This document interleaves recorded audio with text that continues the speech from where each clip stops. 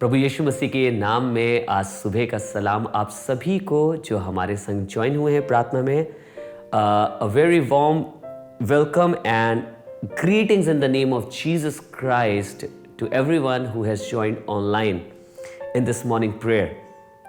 The word of God is full of his wisdom and understanding, and there is a word that I have brought for you today, and it is from the book of Proverbs chapter 9 verse 17 and 18. खुदा का कलाम उसकी बुद्धिमानी से भरा हुआ है।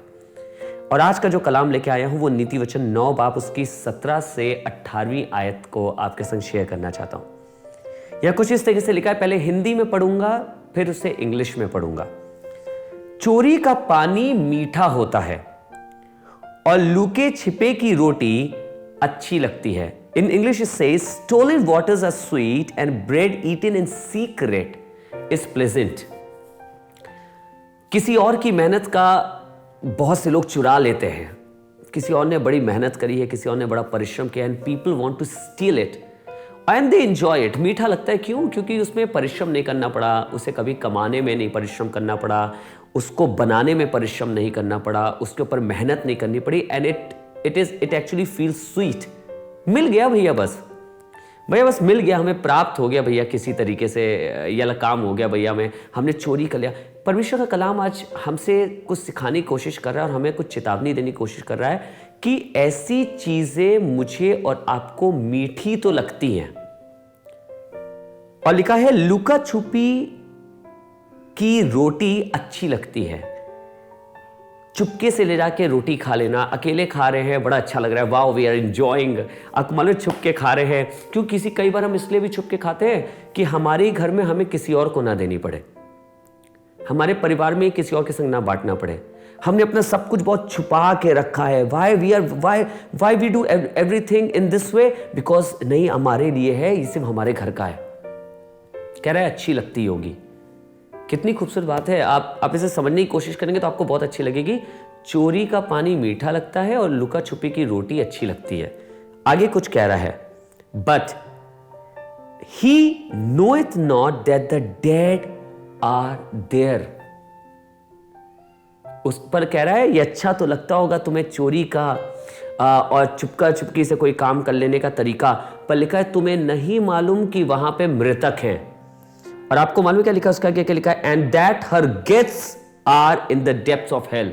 और लिखा है, और उसके जो नेफ्ताहारी हैं वो अधोलोक में पड़े हुए हैं। इसका मतलब the final result of stealing and final result of doing something in secret is not good, it leads us to hell. वो हमें अधोलोक तक पहुंचाता है। आपको बहुत अच्छा लगेगा, हमें बहुत अच्छा लगता है मीठा, हमें बहुत अच्छा लगता है। मैं आपसे नहीं कह रहा कि आप ऐसा करते होंगे, but I am saying when word of God is teaching us we should receive it. It's saying we should not steal and we should not have anything in secret, but we should be the people, those who should share their things, those who stand with other people, those who can bless others. हमें वो लोग बनना है जो दूसरों को आशीषित कर सकें। सो खुदा का ये कलाम आज आपके सामने लेके आया हूं। यही विश्वास रखता हूं कि खुदा का कलाम मुझसे और आपसे बात कर रहा है। आज नहीं तो कल मेरे और आपके लिए काम करेगा। The word that I'm sharing with you maybe it's not becoming a very meaningful word for you today, but it may come true for you tomorrow. But it will give you wisdom at that time and will teach you that no, we don't have to follow on this. We don't have to walk on this path and we don't have to follow this because God has taught us something. खुदा बाप ने हमें कुछ सिखाया है। आइए दुआ करें, अपने सरों को झुकाएं, परमेश्वर से प्रार्थना करें। Almighty Father, wonderful God, we thank you for your words which teaches us something and something which we don't understand easily. It takes us to the depth of your knowledge and your understanding. यह हमें गहराई तक ले जाता है तेरा कलाम प्रभु, जो तू हमें देता है और हमें समझाता है कि तू क्या हमारे जीवनों से चाहता है।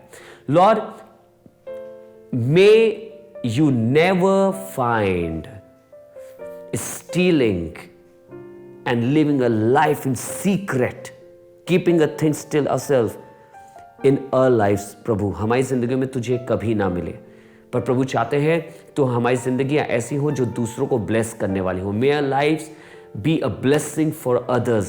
May our house be a blessing for others. May our bread be a blessing for others.